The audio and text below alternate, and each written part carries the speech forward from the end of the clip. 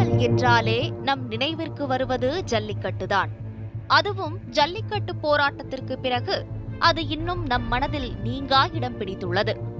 அப்படிப்பட்ட ஜல்லிக்கட்டில் சீரிப்பாயும் திமிலும் திமிருமான காங்கேயம் மாடுகள் பற்றிதான் இன்று நாம் பார்க்க போகிறோம். தமிழ்நாட்டின் திருப்பூர் மாவட்டத்தில் உள்ள காங்கேயம், இந்த ஊரின் பெயரை கொண்ட புகழ்பெற்ற காங்கேய காளைகள் தென்னிந்தியாவின் அடையாள சின்னமாக போற்றப்படுகின்றன.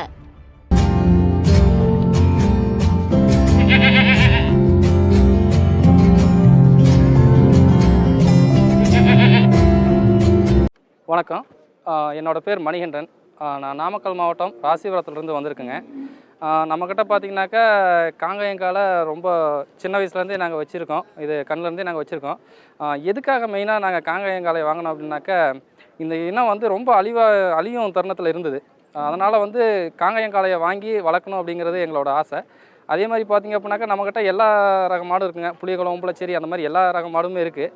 ஏன் காங்கேயம் ஸ்பெசிஃபிக்காக வாங்கியிருக்கோம் அப்படின்னாக்கா, அதனுடைய பால் ஒன்று. இன்னொன்று என்னன்னாக்கா, நாங்கள் இயற்கை விவசாயம் பண்ணுறோம். இயற்கை விவசாயம் பண்ணும்போது பஞ்சகாவியா, ஜீவாமிர்தம் இந்த மாதிரி தயாரிக்கிறதுக்கு வந்து நாட்டு மாட்டினுடைய ஒன்றுக்கு சாணம் இது எங்களுக்கு ரொம்ப தேவைப்படுது. அதனால் பெரும்பாலும் நாங்கள் காங்கேயத்தை வளர்த்துறோம். இன்னும் ரீசன் பார்க்க போனீங்கன்னாக்கா, ஒவ்வொரு ஏரியாவுக்கும் ஒவ்வொரு மண் வகை இருக்கும். அதுக்கேற்ற மாதிரி ஏன் காங்கேயத்தை வச்சுருக்கோம் அப்படின்னோம்னாக்கா, அது நடை வந்து கொஞ்சம் எக்ஸ்ட்ரா நடக்கும். ஒரு நம்ம உழவு பிடிக்கும் போது பார்த்திங்க அப்படின்னாக்கா, குட்டை ரகம் மாடுங்க கொஞ்சம் கம்மியாக நடப்பழகும். இது கொஞ்சம் எக்ஸ்ட்ரா நடப்போகும். அப்போ நமக்கு வேலையும் சேர்த்து சீக்கிரமாகும். அதுக்காக வந்து காங்கேயத்தை நாங்கள் பயன்படுத்துவோங்க. தீவன முறைன்னு பார்த்தீங்கன்னாக்கா, தவிடு, புண்ணாக்கு வைப்போங்க, பருத்தி கொட்டை வைப்போம். அது போக ப்ரோட்டீன் ஐட்டம் நாங்கள் என்னென்ன கொடுப்போம் அப்படின்னோம்னாக்கா, இப்போ இவனை நாங்கள் ஜல்லிக்கட்டுக்கு பயன்படுத்துகிறோம். கிட்டத்தட்ட இது வரைக்கும் ஒரு 35 வாடி அடைச்சிருக்கோம். அவனை இது வரைக்கும் எங்கேயும் பிடிப்பட்டதில் எங்கள் பேரை காப்பாற்றி வந்திருக்கான். இவனோட பேர் வந்து பார்த்திங்கன்னா கொடிவீரன். அவன் இந்த பேரை சொல்லி தான் எங்கனாலும் நாங்கள் அவுப்போங்க. இவனுக்கு தீவனம் அப்படின்னு சொல்லி பார்க்க போனோம்னாக்கா, நாங்கள் இந்த தானிய வகையெல்லாம் கொஞ்சம் அரைப்போங்க.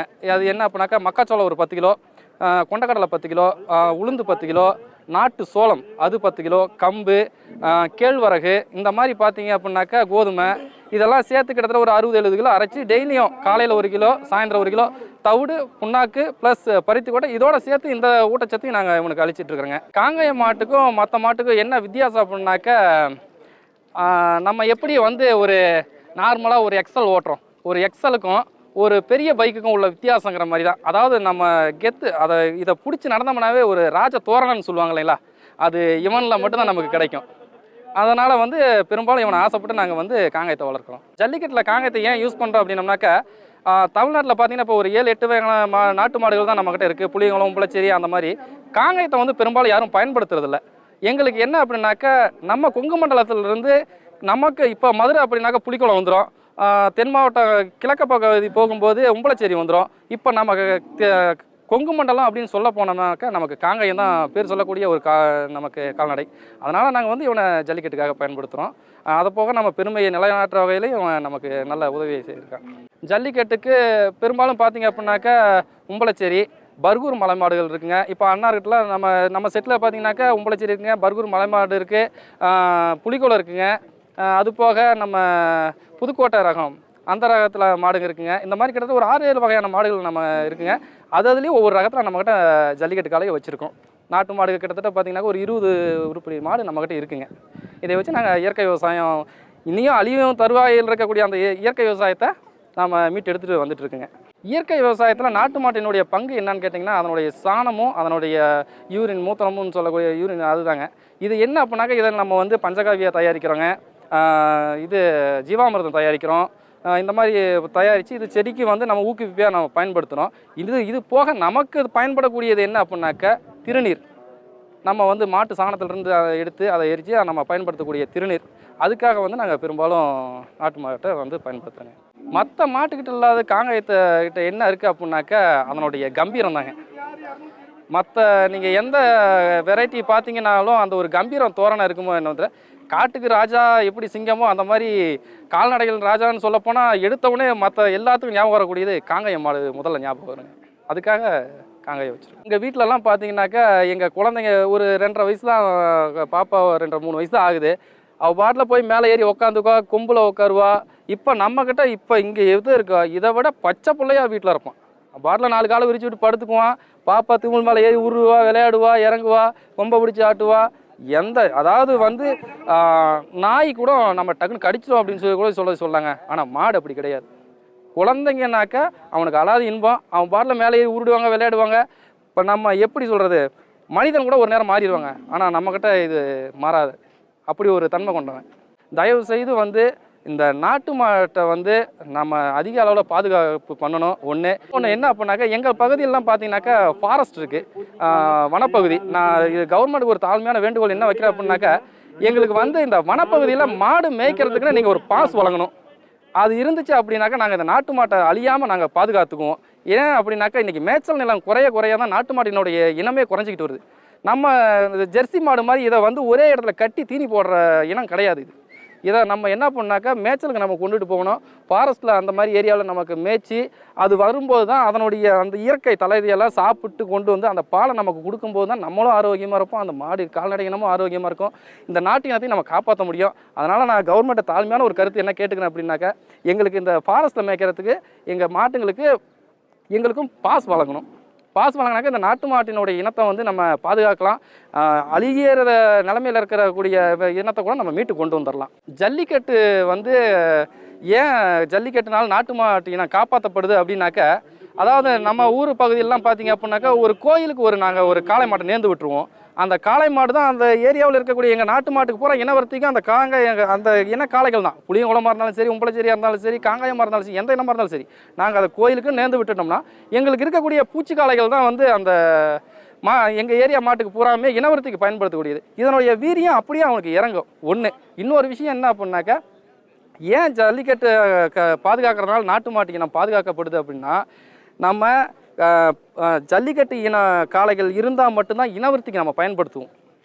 இல்லை பூச்சி காளைங்க இல்லை அப்படின்னாக்கா பசுமாடு மலட்டுத்தன்மையாகி போயிடும், அதனுடைய இனமே இல்லாமல் போயிடும். அப்போ அதை நம்ம வளர்த்துறக்கூடிய ஒரே வழி என்னன்னாக்கா, இப்போ இவனை நாங்கள் ஜல்லிக்கட்டுக்கு பயன்படுத்திட்டோம் அப்படின்னா இவனுக்கு ஒரு குறிப்பிட்ட ஸ்டேஜ் ஆகிடுச்சு அப்போனா அடுத்து இவன் இனவர்த்திக்கு மட்டும்தான், வேறு எந்த பயன்பாட்டுக்கும் இவன் கிடையாது. எங்களுக்கு தேவை இனவர்த்திக்காக. இவனோட ஜென்ரேஷன் பார்த்தீங்கன்னாக்கா இதுக்கு முன்னாடி வழியாக இவனோட வீரியம் வந்துக்கிட்டே இருக்குங்க. அதுக்காக மட்டுமே ஜல்லிக்கட்டை பாதுகாக்கணும்.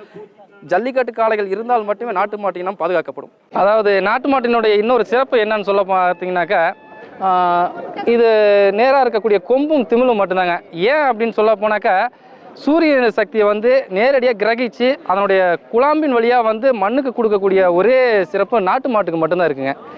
இது மிகப்பெரிய விஷயம். அதனால தான் இயற்கை விவசாயத்தில் வந்து நம்ம அதிகமாக நாட்டு மாட்டை பயன்படுத்துறதுக்கு உண்டான முக்கிய காரணமும் அதுதான். இனி வரும் இளைஞர்களுக்கு நான் சொல்கிறது என்ன அப்படின்னாக்க, தயவு செய்து விவசாயத்தையும் கால்நடைகளையும் நம்ம வந்து நம்ம எப்படி சொல்கிறது, நம்ம எப்பயும் இந்த செல்ஃபோன் எப்படி நம்ம பிரியாமல் இருக்கோம் அந்த மாதிரி வந்து இதை நம்ம உடலில் ஒரு அங்கமாக நம்ம பாவிக்கணும். நம்ம பார்க்க நேரம் இல்லைனாலும் வளர்த்துறவங்களுக்கு ஆதரவு கொடுங்க. அதன் மூலியமா வந்து விவசாயமும் கால்நடைகளும் வளரும் அப்படிங்கிறது என்னோட தாழ்மையான கருத்து. காங்கேயம் காளைகள் 4000 முதல் 5000 கிலோ எடையுள்ள வண்டி பாரத்தை சாதாரணமாக இழுத்துச் செல்லும். கடுமையான காலநிலை மற்றும் உள்ளூர் சூழ்நிலைக்கு ஏற்ப வாழக்கூடியவை. சங்க இலக்கியம், தஞ்சை பெரிய கோயில், மாமல்லபுர சிற்பங்கள் என்று தொடங்கி மணப்பாறை முறுக்கு, பத்தமடை பாய் என்று நீண்டு கொண்டே செல்லும் தமிழ் பண்பாட்டின் வரிசையில் காங்கேயம் மாட்டினமும் தமிழ் நாகரிகத்தின் அடையாளமாக விளங்கி வருகிறது. வணக்கம், என்னுடைய பெயர் எஸ் பெரியசாமி, தமிழக விவசாய சங்கத்தினுடைய மாவட்ட தலைவர். இந்த நாட்டு மாட்டு உடைய இனங்களை பாதுகாக்க வேண்டும் என்கின்ற ஒரு மிகச்சிறந்த ஒரு ஆர்வம் எனக்குண்டு. காங்கேயம் இனம் என்பது ஒரு வரலாற்று சிறப்புமிக்க ஒரு இனம். தமிழகத்திலே காங்கேயம் மாடு என்றால் பெயர் போனது. ஆனால் இது தொன்று தொட்டு வளர்க்கப்பட்ட இந்த இனங்கள் கடந்த 30-40 ஆண்டுகளாக இதனுடைய வளர்ச்சி என்பது குறைந்து கொண்டே வந்த காரணத்தினாலே, ஆனால் இப்பொழுது இந்த ஜல்லிக்கட்டு போன்றவைகள்லாம் வந்த காரணத்தினாலே தற்பொழுது இந்த இனங்களுடைய உற்பத்தி, இதை வளர்க்க வேண்டும் என்ற எண்ணம், வளர்க்க வேண்டும் என்ற ஒரு ஊக்கம் என்பது விவசாயிகள் மத்தியில் இருக்கின்றது. இதனுடைய காளை இனங்களை வளர்ப்பது மட்டுமல்ல, இந்த காங்கேயம் மாட்டினுடைய பால் என்பது கிட்டத்தட்ட இந்த ஜெர்சி, பிரிஸ் போன்ற கலப்பின பசுக்களுடைய பாலை விட இது அதிக சத்து வாய்ந்தது, ஒரு மிகப்பெரிய மருத்துவ குணத்தை கொண்டது. இன்று அதனுடைய பால் நாங்கள் அங்கே சொசைட்டியிலே வழங்குகின்ற பொழுது கிட்டத்தட்ட 35 ரூபாய் லிட்டரு கிடைத்தால், இந்த நாட்டு மாட்டினுடைய பால் என்பது லிட்டர் ஒன்றுக்கு 100 ரூபாய் என்ற நிலையில் வீட்டிலே வந்து வாங்கி கொண்ட நிலை இருக்கின்றது. அதனால் இதையெல்லாம் விவசாயிகளுக்கு எடுத்து சொல்ல வேண்டும், விவசாயிகளுக்கு புரிய வைக்க வேண்டும் என்ற நோக்கத்தோடு தான் இதை செய்து கொண்டிருக்கிறோம். ரெண்டாவது, நாட்டு மாட்டினுடைய சுத்தமான நெய் என்பது இன்று கிலோ 2000 ரூபாய் என்ற அளவில் அந்த நெய் விற்று கொண்டிருக்கிறது. அந்த நெய்யில் எல்லாம் மிகப்பெரிய மருத்துவ குணம் இருக்கிறது. ஆகவே இதையெல்லாம் விவசாயிகளுக்கு தெளிவுபடுத்த வேண்டும். நாட்டு மாடுகள் என்பது முன்பெல்லாம் மிகவும் பயனுள்ளதாக இருந்தது. நாட்டு மாடுகள் எல்லாம் தற்காலத்திலே விவசாயிகள் ஏர் உழுவதற்கும் விவசாயிகள் தண்ணீர் எரிப்பதற்கும் அனைத்துமே நாட்டு மாடுகள் தான், நாட்டு காலையில் தான் வைத்திருந்தோம். ஆனால் காலப்போக்கில் மாற மின்சார மோட்டார்கள் வந்தது, இரவைகள்லாம் மாறின உடனே விவசாயிகளும் அந்த கலப்பண மாடுகளுக்கு மாறிக்கொண்டார்கள். ஏன்னா நாட்டு மாட்டினுடைய தேவை குறைந்துவிட்ட காரணத்தினாலே, அந்த இனத்திலிருந்து மாறிவிட்ட காரணத்தினாலே மீண்டும் இந்த இனத்தை ஒரு ஊக்குவித்து விவசாயிகள் இதை வளர்க்கும் நோக்கத்தோடு தான் இந்த நிகழ்ச்சி ஏற்பாடு செய்யப்பட்டது. வளர்ப்பவர்கள் வீட்டில் குழந்தையாக காணப்படும் காங்கேயம் காளைகள் ஜல்லிக்கட்டு களத்தில் சீறி பாய்ந்து செல்பவை. தற்போது அவை அழிவின் விளிம்பில் இருப்பதே வேதனைக்குரியதாக உள்ளது.